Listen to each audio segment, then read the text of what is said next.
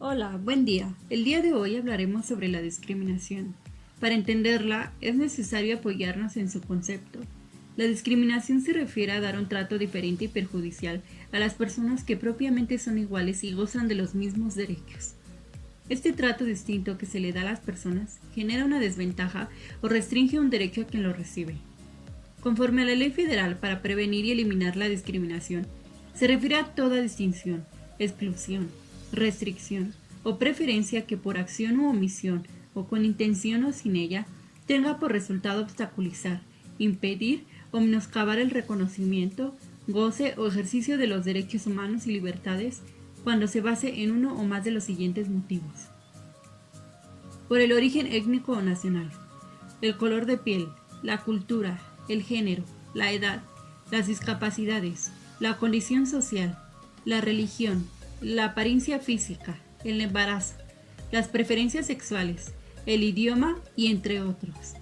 ¿Cuál es el origen de la discriminación? La discriminación se origina en las relaciones sociales que generan las personas. Muchas veces puede originarse entre la familia, y esto se da a través de la formación de estereotipos y prejuicios.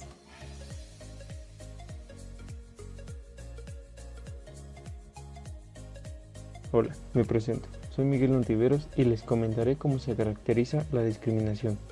Pero para empezar, la discriminación se origina en las distintas relaciones sociales, a través de la formación de estereotipos y prejuicios. Estas dos serían las características principales de la discriminación. ¿Pero qué son los estereotipos y los prejuicios? Bien, los estereotipos son una idea comúnmente aceptada, como base en la que se atribuyen características determinadas a cierto grupo o tipo de personas, que lleva a considerar a todos del mismo tipo de características, sin que dicha atribución obedezca a un análisis objetivo y concreto de las características específicas de la persona de que se trata. Entonces, el estereotipo se forma a partir de atribuir características generales a todos los integrantes de un grupo.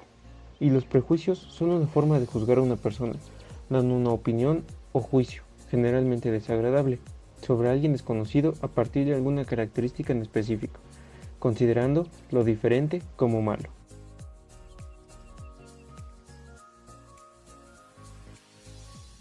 ¿Qué tal? Yo les hablaré de cómo se presenta la discriminación. Y bueno, la discriminación puede presentarse en distintas formas. Primero, la discriminación de hecho, que consiste en la discriminación que se da en las prácticas sociales o ante funcionarios públicos. Después tenemos la discriminación de derecho, es aquella que se encuentra establecida en la ley, vulnerando los criterios prohibidos de discriminación, mediante la que se da un trato distinto a algún sector. A continuación tenemos la discriminación directa. Es cuando se utiliza como factor de exclusión de forma explícita uno de los criterios prohibidos de discriminación. Luego tenemos la discriminación indirecta, cuando la discriminación no se da en función del señalamiento explícito de uno de los criterios prohibidos de discriminación, sino que el mismo es aparentemente neutro. Por ejemplo, cuando para obtener un puesto de trabajo se solicitan requisitos no indispensables para el mismo, como tener un color de ojos específicos o un color de piel. Después tenemos la discriminación por acción. Esta es cuando se discrimina mediante la realización de un acto o conducta. Le sigue la discriminación por omisión, que es cuando no se realiza una acción establecida por la ley, cuyo fin es evitar la discriminación en contra de algún sector de la población. Y por último, la discriminación sistemática. Esta se refiere a la magnitud de la discriminación de hecho o de derecho en contra de ciertos grupos en particular. Bueno, eso sería todo de mi parte. Gracias. Pasemos al siguiente tema.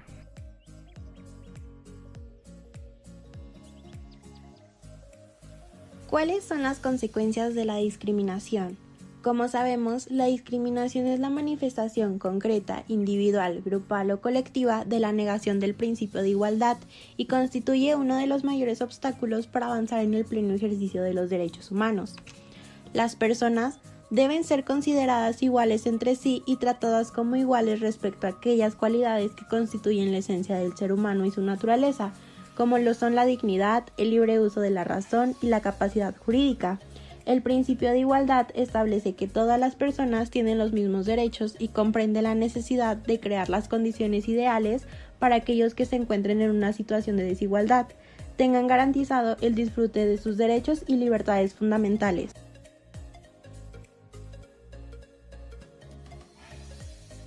Muy bien, ahora hablemos sobre el derecho a la no discriminación. Este derecho forma parte del principio de igualdad y protege a las personas de ser discriminadas por cualquier motivo. Su fundamento es la dignidad humana. La Declaración Universal de Derechos Humanos establece que todos los seres humanos nacen libres e iguales en dignidad y derechos, por lo que no es justificable distinguir, excluir o tratar como inferior a persona alguna, si no existe un fundamento razonable para ello. Ahora hablemos sobre el derecho a la no discriminación en el derecho internacional de los derechos humanos.